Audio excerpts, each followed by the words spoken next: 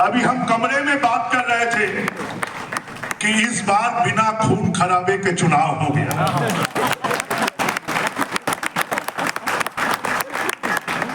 अगर ऐसी संस्थाओं का चुनाव सर्वसम्मति से होने लगे तो मुझे लगता है कि व्यापार जगत बहुत तेजी से आगे बढ़ेगा।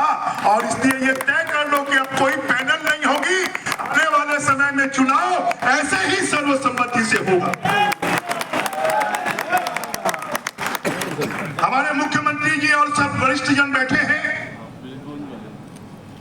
चाणक्य ने कहा था कि जो सरकार व्यापार, व्यवसाय, उद्योग को बढ़ावा देगी, उस देश को, उस राज्य को आगे बढ़ने से कोई नहीं रोक सकता। व्यापार और उद्योग से टैक्स ले, उनसे सहायता ले और गरीबों के विकास के लिए काम करें। और यही काम देश के प्रधानमंत्री मोदी जी और विष्णुदेव साई जी के नेतृत्व में हो रहा है कि आने वाले 2047 में जब विकसित भारत होगा तब हमारा छत्तीसगढ़ भी विकसित छत्तीसगढ़ होगा।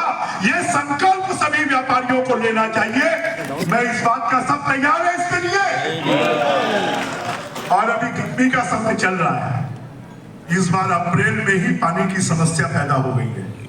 तो हमारे सभी छत्तीसगढ़ के व्यापारी बंधुओं को और चेंबर ऑफ कॉमर्स को इस अभियान को अपने साथ में लेना चाहिए कि किसी भी गांव में, किसी भी शहर में राह में चलने वाले किसी व्यक्ति को पानी की कोई कमी नहीं होगी। हम ठंडा पिलाएंगे, हम मठा पिलाएंगे, हम आम का पना पिलाएंगे, हम पानी पिलाएंगे और लोगों को ये लगेगा कि छत्तीसगढ़ चेंबर ऑफ कॉमर्स पहली बार बिना खून खराबे के निकले हैं तो लोगों को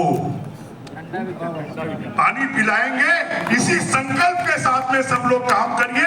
मेरी बहुत बहुत शुभकामनाएं।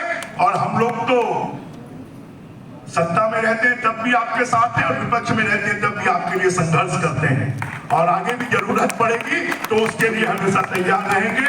मेरी चेंबर ऑफ कॉमर्स के नए अध्यक्ष सतीश थोरानी जी, महामंत्री अजय भसीन जी, हमारे कोषाध्यक्ष निकेश भरड़िया जी और उनकी पूरी टीम को बहुत बहुत शुभकामनाएं, बहुत बहुत बधाई। जय जय श्री राम।